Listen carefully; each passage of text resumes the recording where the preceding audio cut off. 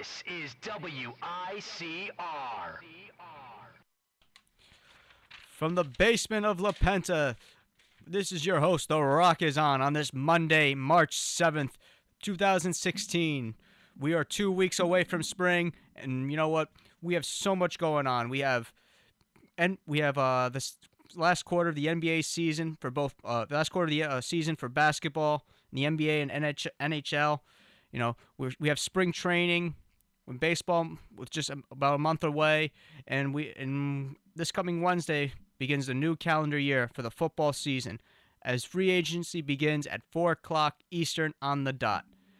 But we have so much to talk about. But we have to get into the retirement of Peyton Manning.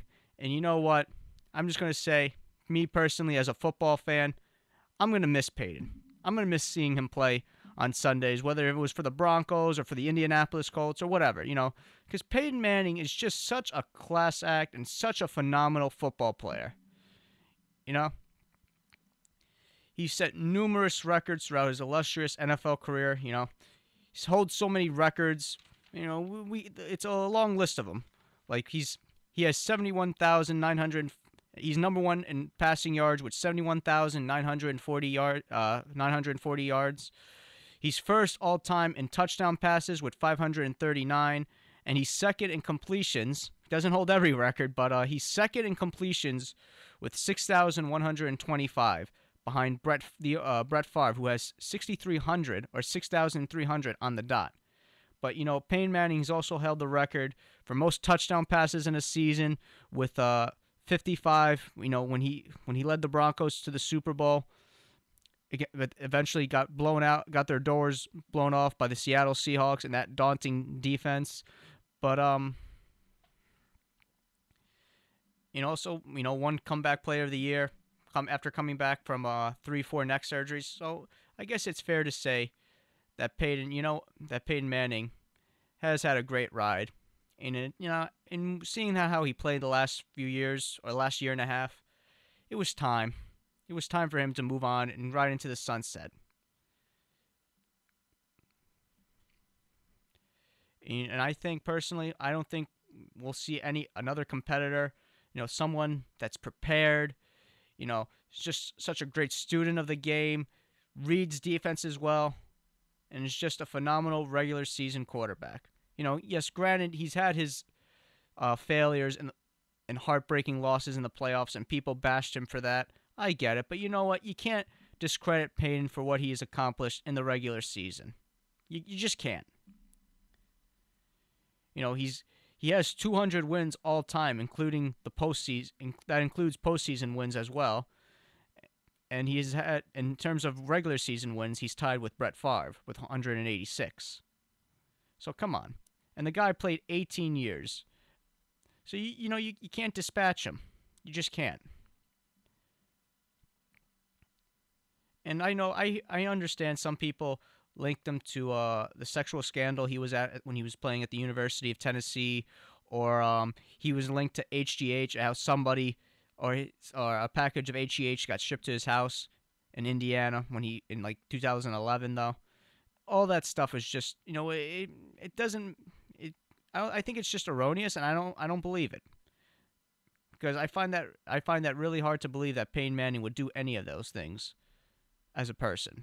Because, you see him after post games, after tough losses, after great wins. The guy is he's extremely, extremely humble and thankful.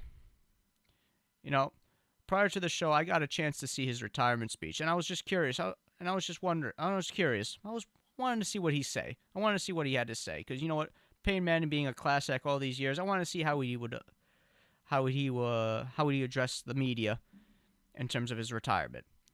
And you know what? It was just typical Peyton Manning. Thanking everybody throughout his journey from high school to college and to the NFL. When his speech first started, or when he first started his retirement speech, he thanked the people of New Orleans, because he's from there, and the people of Louisiana. That was one. And then he also thanked the people from during his tenure with the University of Tennessee. And he thanked his college coach, coaches at the time. Then he got into he thanked the Indianapolis Colts organization. He thanked Jim Irsay, who was the current owner, and Bill Polian, who drafted him back in 1998. And then he thanked players like Reggie Wayne, Jeff Saturday, Marvin Harrison, Edgerrin James, Tony Dungy, Jim Caldwell, Jim Mora Jr. or Jim Mora Sr. Excuse me. And then lastly he topped it off by thanking John Elway and Pat Bowlen, who's battling Alzheimer's, and we all hope the best for Pat.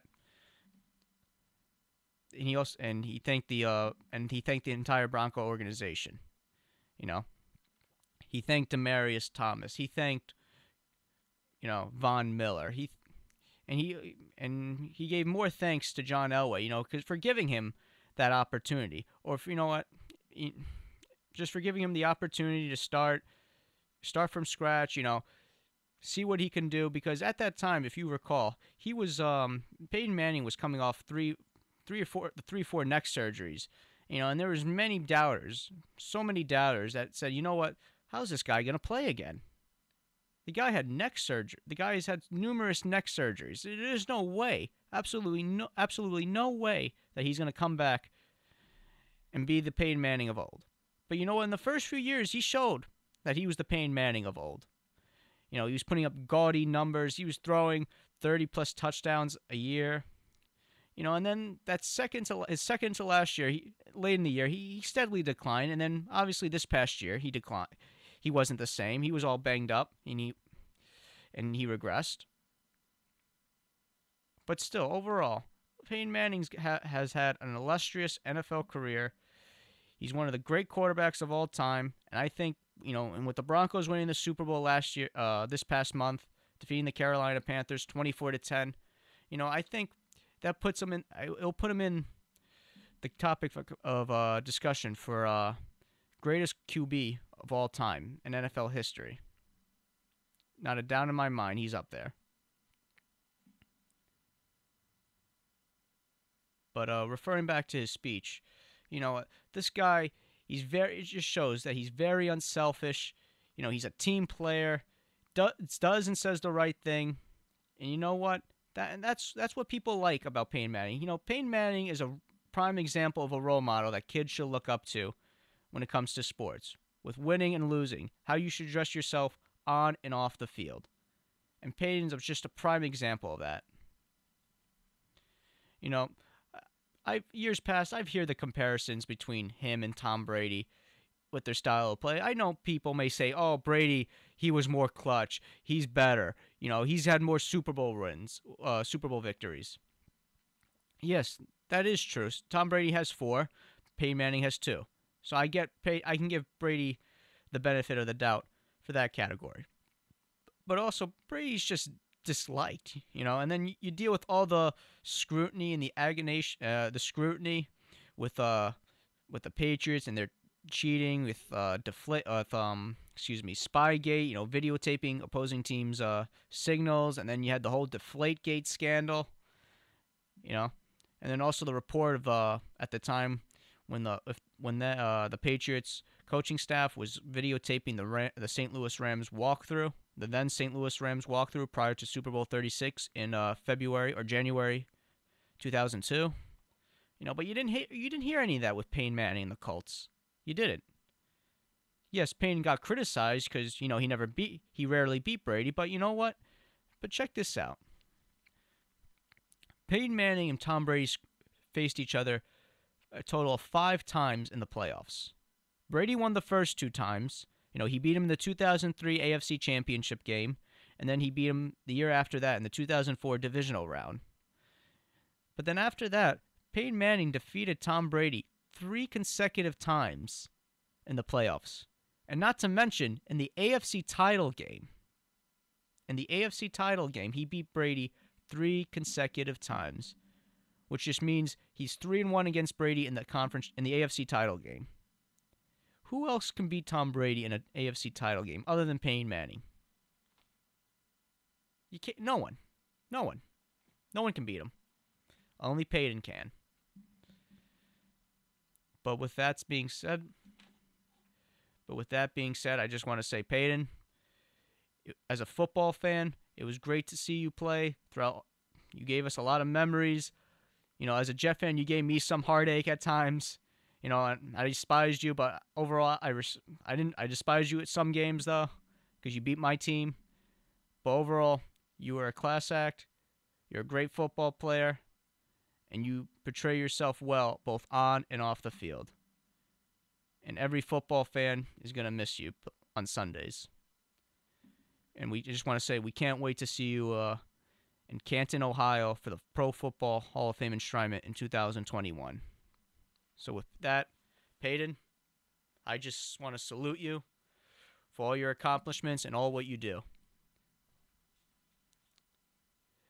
Ride off into the sunset, Sheriff. Ride off into the sunset. You deserve it. That concludes our first segment of The Rock is On.